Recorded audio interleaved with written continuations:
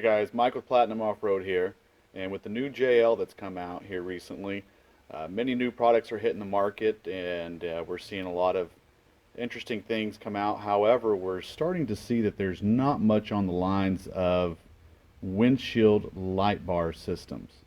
So we searched the web and we found a brand called Hammerhead, and the client decided this is the one he wanted to go with. I believe we only found two at the time, two manufacturers out there at the time of this video, and so this is the one he selected. So we're out here at the shop, we're putting it on, and we decided to do a little tutorial video for you, so that way you guys can see what this is all about and maybe help you make the decision on which bracket you'd like to go with for your new JL.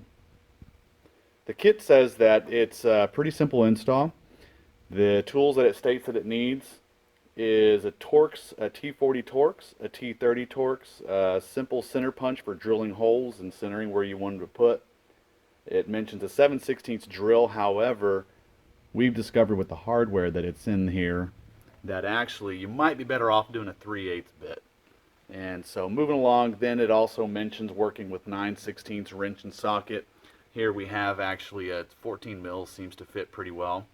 And then it also mentions having a drill, of course, and then a rotary tool or cutoff of some sort. We're going to need to be cutting into the plastic A-pillar cowl, and so we've decided to work here with the simple pneumatic saw that will help us get through that cut.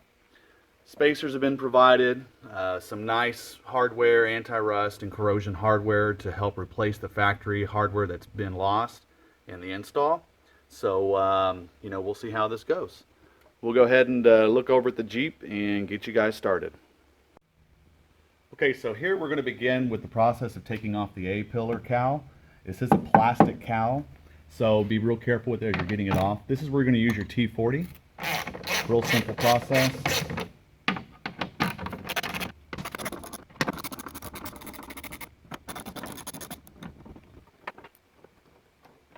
Now the kit has supplied new hardware to replace all this, so go ahead and keep it in your box of opportunities or some other pile of bolts and hardware that you've been pulling off of the original equipment as you modify your Jeep. Who knows, maybe at this point you can put them online and still sell them to somebody that's maybe jacked theirs up. So once you get the Torx out, this cowl actually comes off pretty simple. It will literally slide out. Notice there's an alignment tab underneath here on the primary cowl. That alignment tab is actually going to be used to align within the cowl itself. Pretty simple. With the cowl off, we're going to go ahead and fit the sub bracket. This is again the bracket that's used to support the main windshield bracket itself. Because if you notice here, there is a little bit of gap in the primary cowl, and so if that windshield bracket's coming in and bolting down from the top, we're going to give it something pretty solid to bolt to that will help to support the weight of the total lighting system as you get it going. To do that, go ahead and pull this back. You'll see that there's been a hole cut so that way the alignment tabs can fit right in. And then you're going to get that slapped right in there. And we're going to go ahead and go to the top. And what we're going to focus on is getting the holes, the pre-drilled and tapped holes that are here in the bracket. You want to get them aligned. So what we're going to look at is if you look at a little bit of the road grime and dust that's there from the existing brackets, or the cowl that's been there, that's where this all naturally wants to line up. So focus on lining up the holes and centering those holes within that. Once you get that done, you're then going to go ahead and come down to the pinch weld area, and you're going to get that set, and you're going to go ahead and you're going to line up your center punch, give it a nice little tap, and another on the other side, and then get those holes drilled out, and you're good to go. So essentially this is what it's going to look like whenever you get everything lined up, drilled, and bolted down. Now one thing that we didn't really like about the kit, perhaps maybe got lost, I'm not sure, was the hardware package did not come with a top washer or flat washer. So we went ahead and pulled those out of the box of opportunities that we have here in the shop. Again, I'm a big advocate on always keeping hardware around, factory OE bolts, anything that you can find that might be helpful, so you don't end up in a bind. So now, if we focus in, you see we've got the space on the cowl. Now, we're going to have to trim on the A-pillar cowl enough so that way it can slide back in here and it can accommodate for that new added space that we have here. So that's the next step that we're going to do, is we're going to go ahead and trim up the cowl, and we'll get over to the bench and take care of that. Back over at the bench here, so what we've done is we're going to take our first stab at it. We're going to go ahead and cut only just enough, so that way that space that we marked and mentioned in the last clip, that way it still has some plastic left in this spacing point. However, it's going to allow for just the right fitment. That's kind of the first thought that I would have in doing this setup. So again, this is the first set of Hammerhead A-pillar windshield light bar system that we've done, so we're kind of doing this fresh together, and we'll see how this goes. We'll fit it, and if we don't like it, we'll trim a little more off, because remember folks, it's always better to allow for room to take more material off rather than wishing you hadn't and you can't put it back on. Go.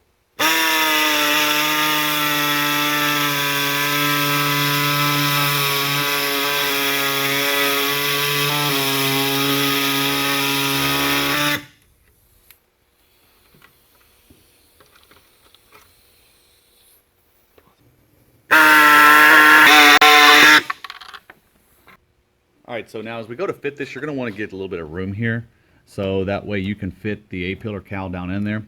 What we want to do is go ahead and pull this retainer tab down in here.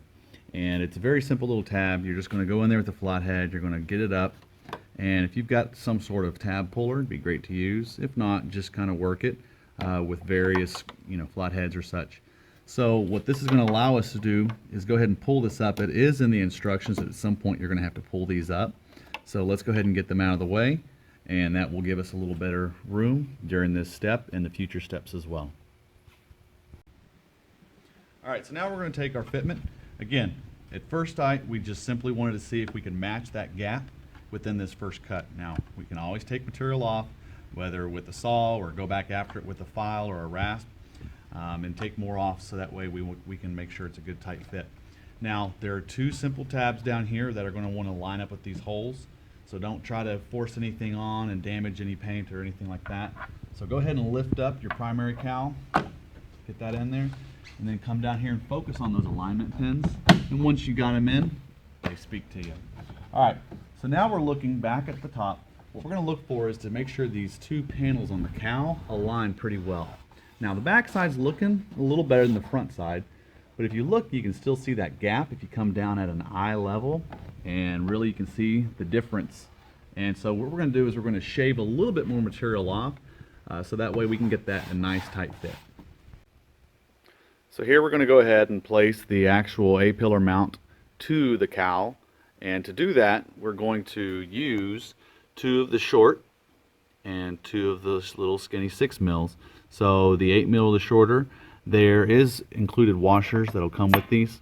Now the little 6 mils did not have any, so we will end up running to the hardware store before final assembly, and we'll back those out and get those set with washers just so it has a good clean overall appearance.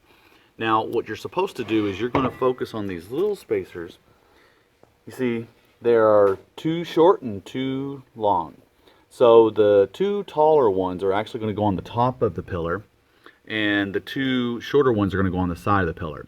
So we'll go back over the Jeep and we'll show you some tricks that we did, so that way we can get these to stay in place as we bolt everything up. So back over at the A-pillar, what we're going to see is that we did take some time to shave off just a little bit underneath there. We didn't need to take much off at all, maybe about a 30/2 of an inch. Anyway, so now we kind of have back to that factory appearance where the 2 cowl pieces meet up.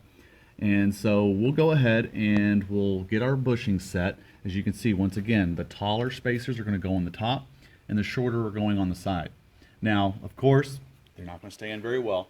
So we got some painter's tape, real simple, just enough so that we can still access the holes. But also, once this bracket is on, we just get the bolts set in there.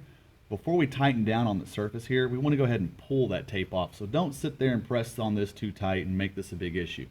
Make it something simple that you can pull out once you get the bolts set in place and everything's holding still. So let's go ahead and bring in our A bracket, and what we're going to do is set it up on top. Make sure everything's looking good.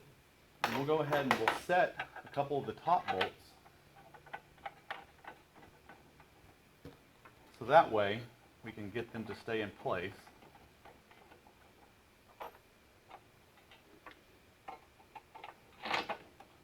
while we go to the sides and focus on there.